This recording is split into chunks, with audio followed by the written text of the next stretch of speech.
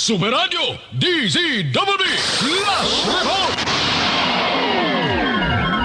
Mga kapwa-akusado ni dating Pangulong Rodrigo Duterte sa kasong Crimes Against Humanity pinangalanan sa bagong dokumento na inilabas ng International Criminal Court. Balitang hatid ni Mau de la Cruz. Mau. Nilabas ng International Criminal Court o ICC ang formal na document containing the charges o kaso laban kay dating Pangulong Rodrigo Duterte kaugnay ng many crimes against humanity na may kinalaman sa war on drugs. Sa 16 na pahinang ulat, inilahad ng prosecution ang sinasabing sistematikong common plan upang patayin ang mga pinaghihinalang sangkot sa illegal na droga mula 2011 hanggang 2019. Ayon sa ICC, hindi umano magkakahiwalay na insidente ang mga pagpatay kundi bahagi ng isang malawakan at organisadong operasyon laban sa mga sibilyan. Tinukoy sa dokumento ang dalawang pangunahing grupong umano'y nagsagawa ng mga pag-atake, ang tinaguriang Davao Death Squad at isang national network na sinasabing nagpalawak na operasyon sa buong bansa noong 2016.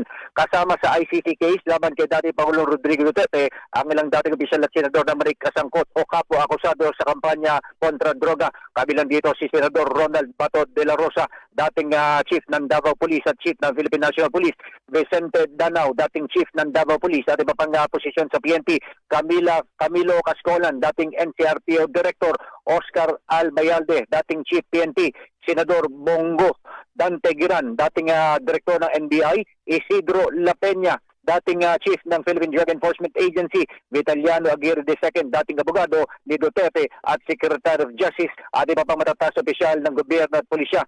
Tatlong pangunahing bilang ng pagpatay ang nakasaad sa sakdal. Davao City, 19 ng biktima. High value target sa pagitan ng 2016 hanggang 2017, 14 na biktima na inuugnay umano sa alok na 1 milyong pisong gantimpala. Barangay operations mula 2016 hanggang 2018, 43 pagpatay at 2 tangkang pagpatay, kabilang ang 3 menor de edad. Ayon sa prosecution, si Duterte umano ang nagdisenyo ng polisiya, nag-utos sa mga hitman at nangakong bibigyan ng immunity ang mga sangkot sa operasyon. Sinabi ng ICC na ang susunod na hakbang ay ang pagtukoy kung sapat ang ebidensya upang ituloy ang paglilitis. Ang inyong kapuso, Mau de la Cruz, GMA Super Radio DZWB, dapat totoo. Super Radio DZWB Last Report! Super Radio DZWB Last Report! Ang LRT-1 nagpapatupad ngayon ng limitadong operasyon matapos ang naranasang aberya. Nakatutok sa balita na yan si Sam Nielsen. Sam?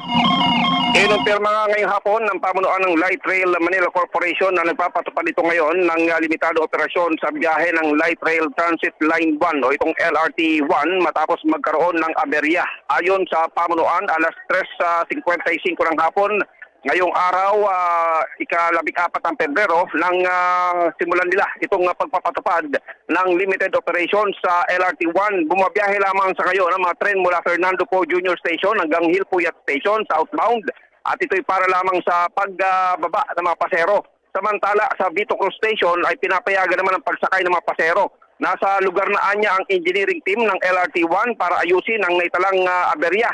Humihingi naman ang paumanin ng pamunuan ng LRT-1 sa abalang dulot ito at humihiling din ng pangulawa mula naman sa mga pasero habang isinasagawa ang pagkukumpuni.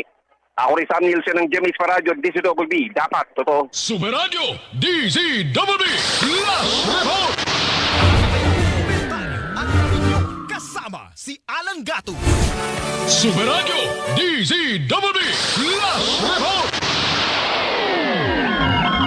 Nako, may sunog na sumiklab sa isang residential area sa Parañaque City. Olan bola, pasok Olan. Yes, bigla mga sunog sa isang residential area sa Barangay Kabiasnan, Parañaque City. Sa ngayon ay nag-umpisa ito o itinasing ang unang alarma pasado alas 2 kaninang madaling araw at sa mga sandali nito ay nasa fire under control na. Antabayan po ang follow-up report ako si Olan Bola ng GMA Super Radio DZWB. Dapat totoo. Super Radio DZWB Last Report! Maraming salamat. Report mula kay Olan Bola.